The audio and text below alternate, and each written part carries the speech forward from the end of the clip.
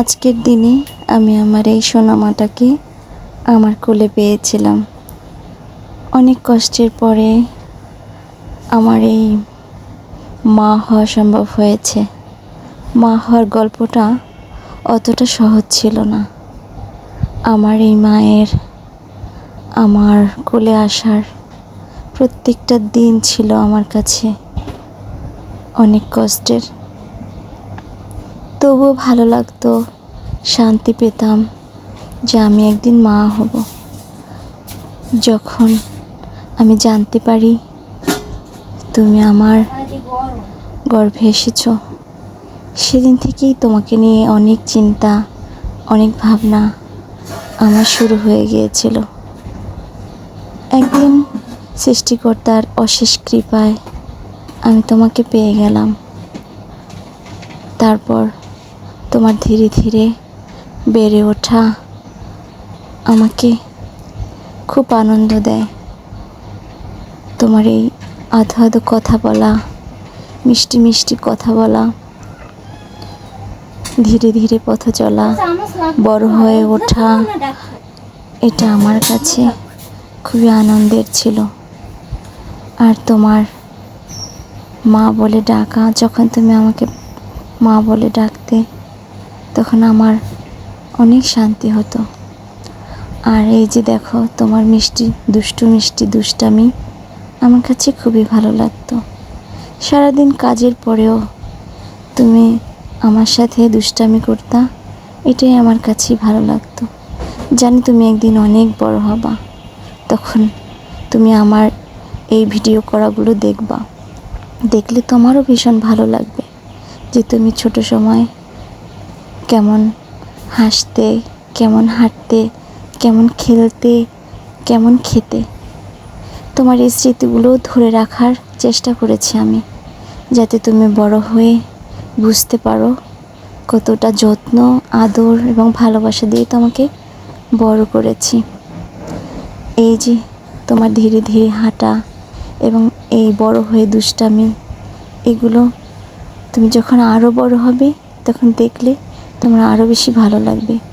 আমি সবসময় চাই তুমি সবসময় খুশি থাকো, ভালো থাকো এবং বড় হয়ে বুঝতে পারো তোমার বাবা মা তোমার জন্য কতটা কষ্ট করেছে, কষ্ট করে বড় করেছে, আর তোমার চাহিদাগুলো পূরণ করার চেষ্টা করেছে। বাবা মা হওয়া এত সহজ না। বাবা মা তো সবাই হয়, কিন্তু ছেলে মেয়ের মনের মতো বাবা মা কজনে হতে পারে। কিন্তু তোমাকে পাওয়ার পরে বুঝতে পেরেছি মা কি জিনিস, বাবা কি জিনিস। আসলে প্রত্যেকটা বাচ্চার বেড়ে ওঠার জন্য বাবা মায়ের ভালোবাসা অনেক বেশি গুরুত্বপূর্ণ। আমরা ছোট সময় তোমার মতো এত ভালোবাসা, এত যত্ন নিয়ে বড় হতে পারিনি।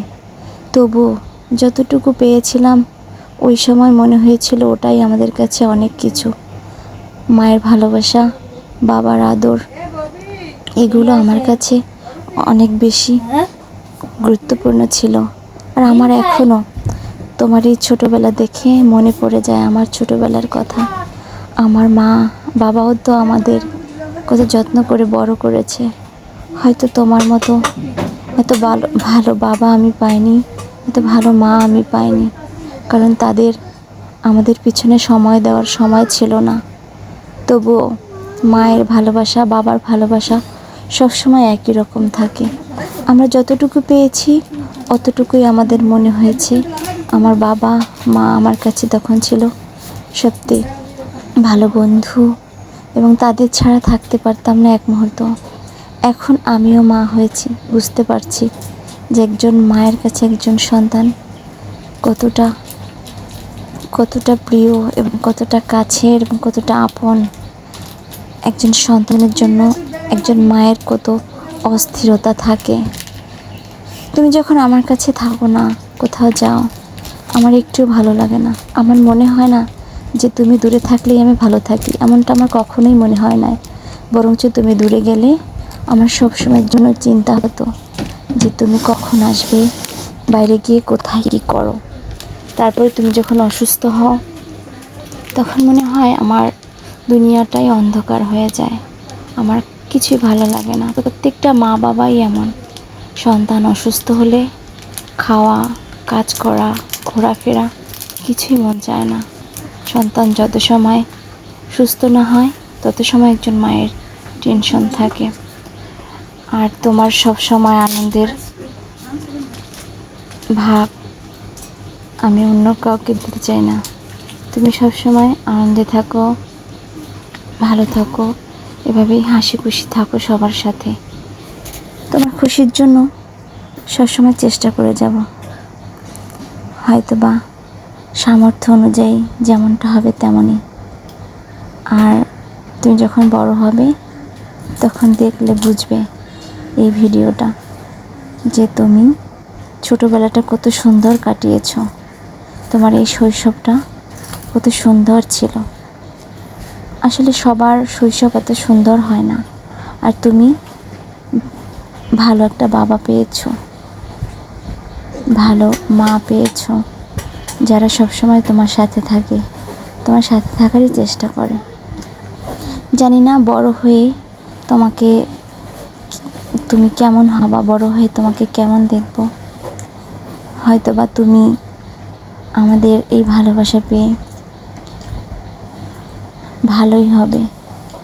আর আমি চাই তোমাকে আজের যত্ন এবং ভালোবাসা দিয়ে আগলে রাখতে। তোমার প্রতিটা দিন যেন আমাদের সাথেই কাটে, প্রতিটা মুহূর্ত যেন আমাদের নিয়েই কাটে।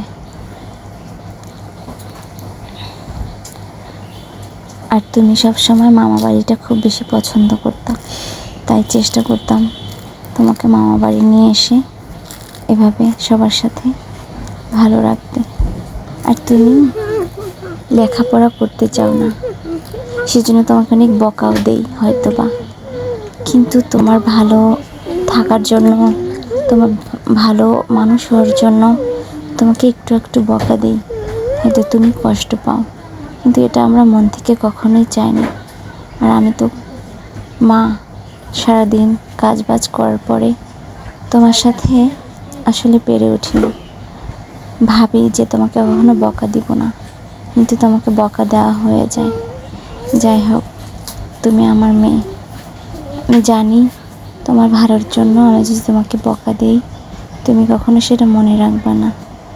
কিন্তু আমি চাই তুমি অনেক বড় হও, মানুষের মতো মানুষ হও। মানুষ হতে গেলে অনেক ধৈর্যের প্রয়োজন, অনেক বিবেকের প্রয়োজন। বিশেষ করে তুমি এমন বড় হও যাতে তুমি মানুষের কষ্ট বোঝো। আমি চাই তুমি কখনো কারোর সাথে খারাপ আচরণ করবে না, নিজেকে সবসময় সবার সাথে মানিয়ে নেওয়ার চেষ্টা করবে। আমি চাই এমনটা ভাবেই তোমাকে আমি বড় করতে। জানি না কতটা পারবো, আমি চেষ্টা করে যাব। তুমি নিজেকে সবসময় এমনভাবে তৈরি করবে যাতে মানুষ তোমাকে ভালোবাসে।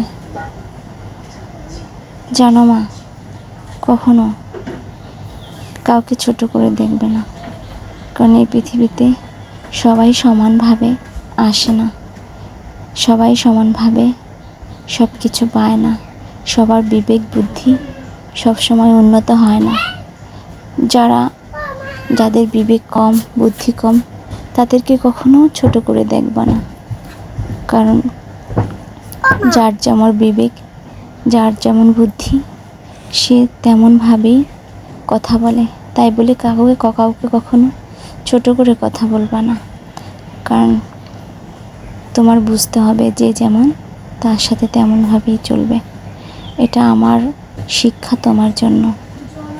আর তুমি খেলতে পছন্দ করো, আমি তোমার এই খেলার ভিডিওটা তুলেছিলাম, দেখো কি সুন্দর করে খেলছো তুমি। জানি বড় হয়ে এই ভিডিওটা দেখলে তোমারও ভালো লাগবে। আর তুমি নাচতে পছন্দ করতা, দেখো এটা তোমার প্রথম নাচ, তুমি প্রথম শাড়ি পরে নেচেছিলা। আর তোমাকে কত কিউট লাগছিল দেখে, আমারও খুব ভালো লাগছিল। আর তুমি শাড়ি পরতে তো ভীষণ পছন্দ করো, তাই তোমাকে শাড়ি পরিয়ে দিয়েছিলাম। আর এটা তোমার ফার্স্ট নাচ ছিল, নাচের ভিডিও ছিল। কত সুন্দর করে নাচতেছিলা। দেখো। আর এই যে তোমার পাপার দোকান, এখানে এসে তুমি সব সময় এভাবে দুষ্টামি করতে, তুমি দুষ্টামি করতে পছন্দ করো, তোমার পাপার কাছে থাকতে পছন্দ করো, আর এসে তোমার যা যা লাগবে তুমি তাই তাই ব্যাগ করে নিয়ে আসতে। আর এই হচ্ছে তোমার মাসি বাড়ি, এই মাসি বাড়িতে গিয়ে দাদার পিঠে উঠে এভাবে দাদার সাথে দুষ্টামি করতে তোমার ভীষণ ভালো লাগতো। তোমার এই স্মৃতিগুলো তুমি যখন বড় হয়ে দেখবে তখন তোমার অনেক ভালো লাগবে। জানি না সৃষ্টিকর্তা আমাকে তোমার বড় হওয়ার শেষ পর্যন্ত আমাকে তোমার সাথে রাখবে কি না, কিন্তু আমার এই কথাগুলো তুমি যখন শুনবে আমি জানি তোমার নিশ্চয়ই খুব ভালো লাগবে। তোমার জন্য সুন্দর একটা স্মৃতি রেখে গেলাম। তুমি বড় হবে দেখবে আর তোমার খুব ভালো লাগবে। আর এটা ছিল পুজোর সময়, আমি আর তুমি পুজোতে যাচ্ছিলাম, তখন এখানে বসে তোমাকে নিয়ে একটা ভিডিও করলাম। তুমি খুব হাসতেছিলে, দেখো কত আনন্দ ছিল তুমি। আসলে প্রত্যেকটা বাবা মায়ের উচিত সন্তানকে হাসি খুশি রাখার, তাহলে সন্তানরা মা বাবাকে সম্মান করে, শ্রদ্ধা করে, কখনো বাবা মায়ের উপর বিরক্তি তৈরি হয় না। আমরা অনেক সময় সন্তানকে শাসন করি, বকা দিই, বাজে ব্যবহার করি, গায়ে হাত তুলি। আসলে এগুলো একদমই উচিত না। যতটা সম্ভব ওদের আদর ভালোবাসা দিয়ে বোঝাতে হয়। তবুও না, আমরা কেন যেন পারি না, অনেক সময় আমরা ওদের সাথে খারাপ আচরণ করে ফেলি। আসলে এটা উচিত না। একটা সন্তান আমরা কত কষ্ট করে পাই, সেই কথা চিন্তা করে ওদের খুশি রাখাই আমাদের একদম কর্তব্য, আমাদের প্রয়োজন। তো এই ছিল তোমার জন্মদিন গত বছরের, তাই এই জন্মদিনটা আমরা খুব ভালোভাবে পালন করেছিলাম, সবাই এসেছিল। এই দেখো, সব ধুমধাম করে তোমার জন্মদিনে কাজ করছিল দেখো। আর তুমি জন্মদিনটাকে খুব স্পেশাল মনে করো, খুব পছন্দ করো, খুব আনন্দ পাও। তো সেই জন্য তোমার খুশির জন্য প্রতি বছরই আমরা চেষ্টা করি এই জন্মদিনটা করার জন্য। তো তোমার জন্য আমার সব সময় চিন্তা ভাবনা যে তুমি অনেক বড় হও, অনেক ভালো মানুষ হও, আমাদের কন্যা না তুমি আমাদের ছেলে, উভয়ই তুমি আমাদের, তোমাকে নিয়ে আমাদের ভরসা। তুমি আমাদের সাথে থাকবে, আমাদের পাশে থাকবে সব সময়, এটাই আমাদের চাওয়া। আর কিছু চাওনি, যাতে তুমি বড় হয়ে আমাদের সাথে থাকো, আমাদের ভালোবাসা দাও। তোমার এই দুষ্টামিগুলো খুবই ভালো লাগে দেখতে। তুমি যদি দুষ্টামি না করো তাহলে আমার বেশি খারাপ লাগে।